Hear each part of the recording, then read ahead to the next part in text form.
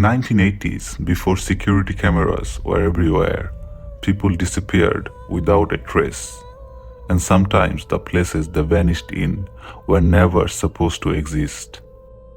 Welcome, mortals, to the forbidden frequency, where the shadows whisper and the stories bite. I am your host, Azrath, and tonight we dive into the darkness.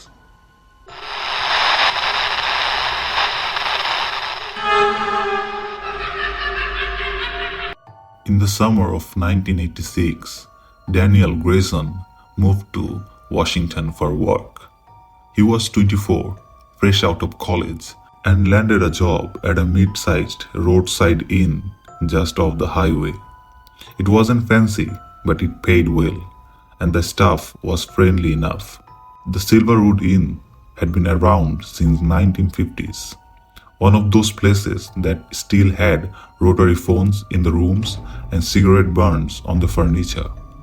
People came and went, mostly trackers, businessmen, or occasional runway looking for a cheap night stay.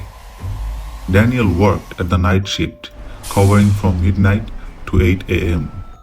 It was boring, mostly just watching the desk, checking in the few travelers that arrived, and making sure the lobby was quiet. But there was one thing about the job that nobody warned him about.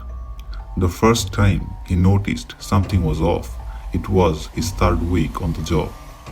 A man checked in around 1:45 a.m., paying in cash.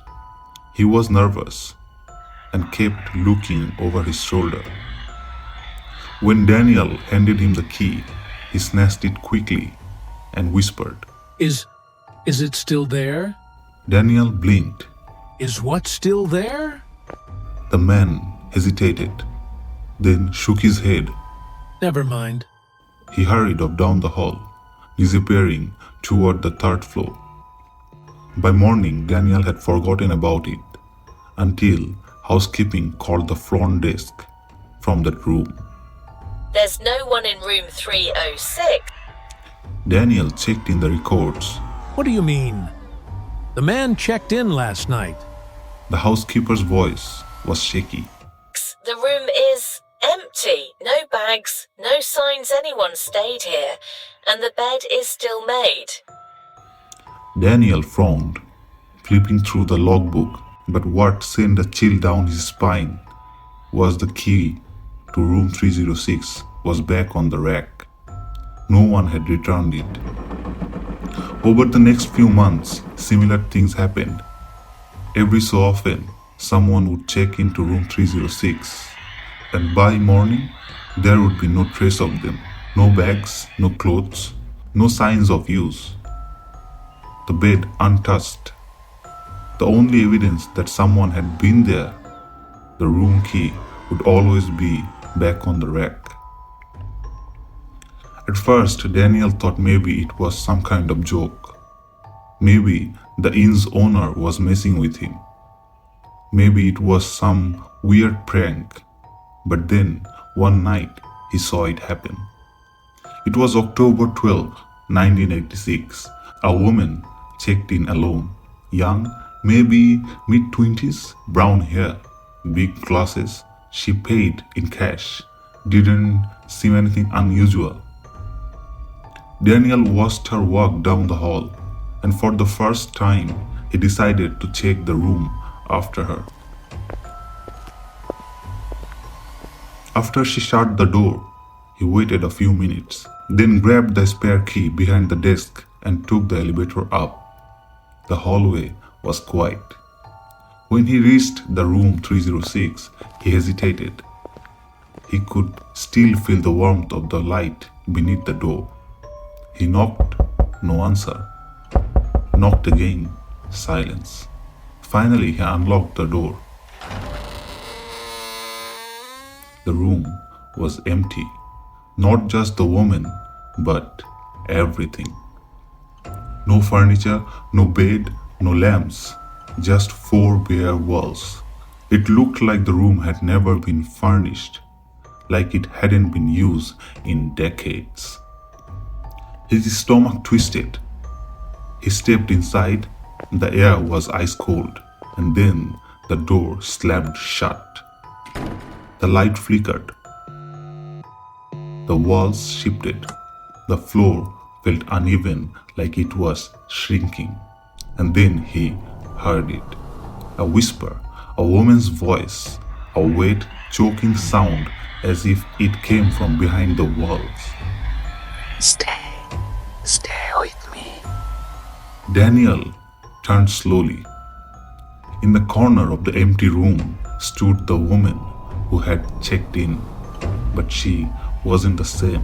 Her face was blurred, shifting like a photo that hadn't developed properly. Her body twisted unnaturally, like something was controlling her. Then more figures stepped out of the walls. Man, woman, all of them featureless, faces twisting in and out of focus, whispering in overlapping voices. Daniel grabbed the doorknob, yanking, but it wouldn't budge. The whispers grew louder. The room wasn't a room anymore. It was stretching, warping, turning into something else.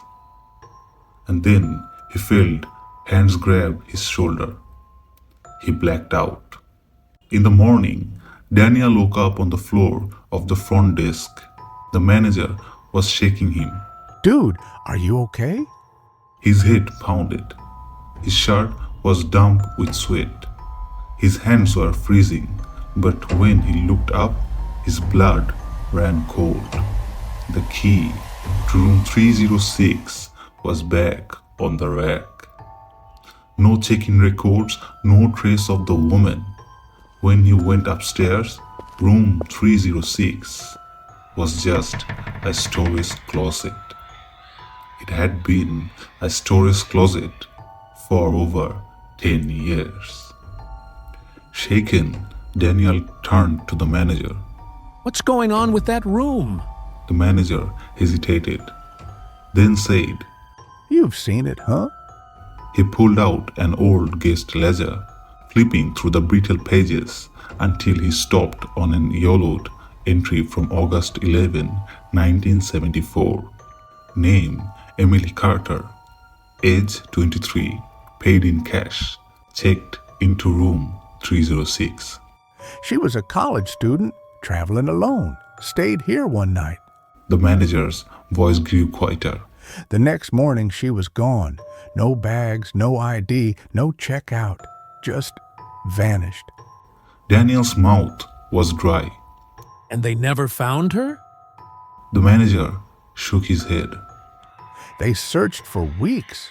Police tore the place apart. But the weirdest thing, her key was on the rack the next morning, just like with you. Daniel swallowed hard. So, they turned it into a storage closet? The manager tapped the page. Under Emily's name, someone had scribbled a few words in shaky handwriting. I am still here. Daniel felt a chill crawl up his spine. Who wrote that? The manager looked at him grimly. No one knows. But every few years, someone else sees her. Daniel quit the job 2 weeks later. The Silverwood Inn shut down in 1989. Some say it was just an old building with bad plumbing, but others still hear whispers from the hallway. And if you ever check into a motel, make sure your room really exists. Wanna hear more stories like this? Well, tune in next time if you dare. But remember, I'll be always listening. Will you?